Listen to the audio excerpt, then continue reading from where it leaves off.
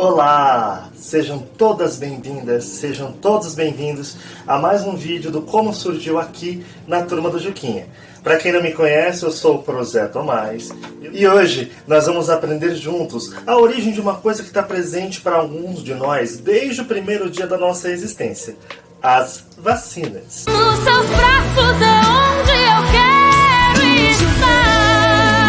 Antes de nós começarmos a nossa viagem pelo tempo mais uma vez, eu vou pedir que você já curta o vídeo e já verifique se você está inscrito no canal. Se não for inscrito ainda, por favor, deixe a sua inscrição. É muito importante pra gente. Feito isso, roda a vinheta!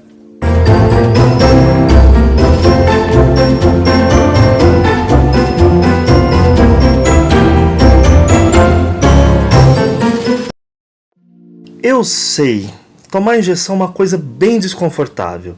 É muito ruim. Mas é um desconforto necessário.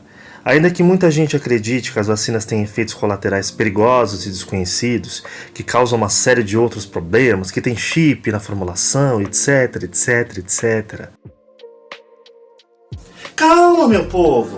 As vacinas preparam o nosso corpo para uma potencial infecção por um vírus. Vamos compreender o funcionamento de um vírus? Aliás, vamos entender primeiramente o que é um vírus. Os vírus são muito pequenos, bem menores que as bactérias, e devido a essa pequenez toda, ele entra fácil no nosso organismo, seja por uma ferida aberta, pelo contato com os olhos, nariz ou boca. Quando um vírus consegue adentrar no nosso corpo, ele precisa entrar numa célula e ele começa a sobreviver dentro dessa célula por meio da multiplicação.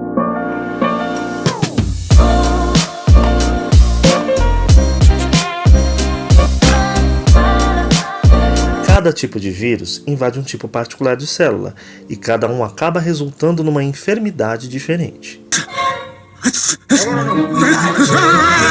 E um vírus em específico, em particular, matou milhões de pessoas ao longo da humanidade. Eu estou falando do vírus da varíola.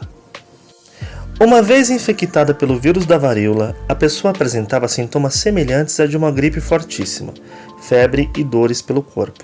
Mas era só o começo. Alguns dias depois, ele provocava enjoos e vômitos, porque ele ataca o sistema digestivo do hospedeiro. Mas o sinal mais característico dessa doença aparecia quando o vírus atacava as células da pele. Apareciam bolhas no doente, começando pela boca e se espalhando pelo corpo todo. E quando essas bolhas estouravam, elas abriam feridas cheias de pus. Que nojo!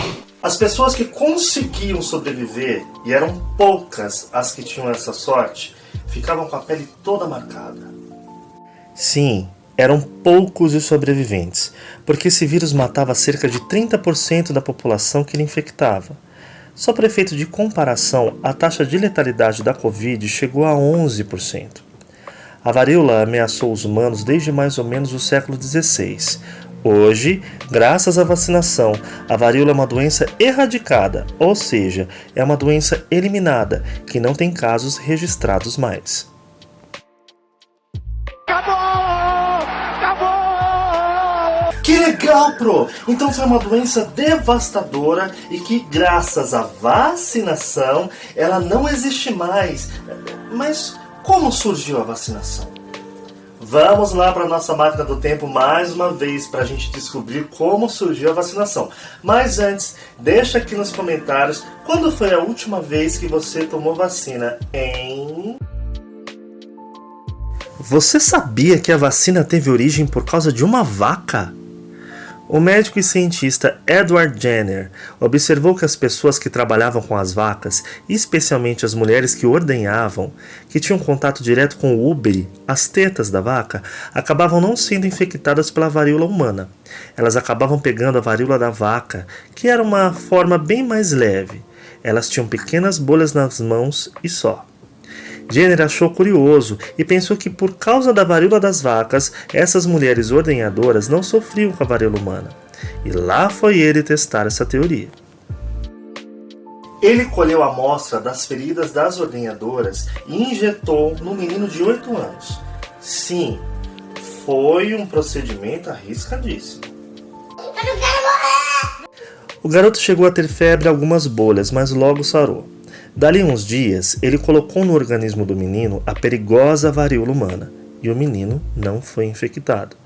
Ele repetiu a experiência em outras pessoas e entendeu que as pessoas que haviam sido infectadas pela varíola da vaca não pegavam a forma grave da varíola humana. A varíola da vaca tinha um nome científico chamado Variolae vaccinae. Que nome feio. E é por causa desse experimento com as vacas que as vacinas têm esse nome. Hoje em dia existem vacinas para vários tipos de doença e não necessariamente as vacinas de hoje em dia, todas elas, têm alguma coisa a ver com as vacas. As vacinas contra a cachumba, febre amarela, poliomielite oral, rubéola, sarampo, varicela, etc., são feitas com vírus enfraquecidos, mortos ou até mesmo de pedaços de vírus. Quando o nosso organismo entra em contato com as vacinas, as defesas do nosso corpo, os anticorpos, combatem essas ameaças, não só eliminando-as, mas também estudando, aprendendo como essa doença se desenvolve no nosso corpo e assim, por meio de uma memória imunológica, o corpo saberá como combater a doença, caso o organismo entre em contato com ela no futuro. É como se a vacina fosse um curso, uma escola que os anticorpos frequentam.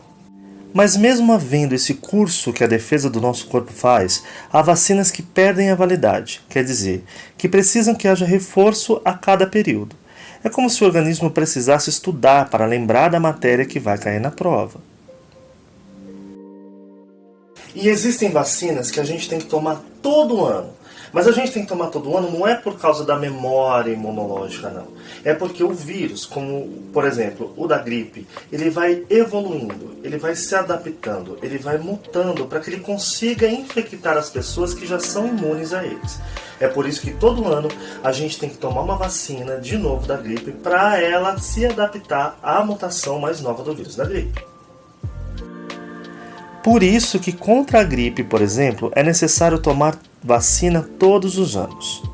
Algumas vacinas causam efeitos colaterais, mas são sintomas muito mais leves se forem comparados à doença de verdade, e os sintomas variam de pessoa para pessoa. Eu, por exemplo, tomei as 4 doses da vacina da Covid e não senti nenhum sintoma colateral. Eu tive gente do meu convívio que teve sintomas sim colaterais, mas passaram rápido. Nós precisamos pensar que quando nós nos vacinamos, não estamos só nos protegendo, estamos protegendo as outras pessoas, porque quanto mais gente estiver resguardada contra uma doença, mais difícil será para que a doença se alastre por aí, até acontecer o que aconteceu com a terrível varíola, deixar de existir. Infelizmente, nos últimos anos, há diversas pessoas que não vacinam seus filhos. Um dos motivos pelos quais eles afirmam que algumas vacinas podem causar autismo. Olha que absurdo. Essa gente inventa cada coisa. Não há estudo científico algum que comprove que autismo pode ser causado por qualquer tipo de vacina. É claro. E esse foi o Como Surgiu a Vacina aqui na Turma do Juquinha.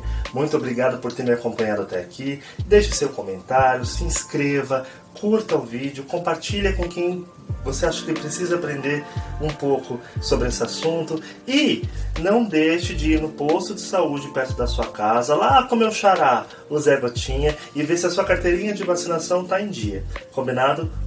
Um forte abraço e até o próximo vídeo.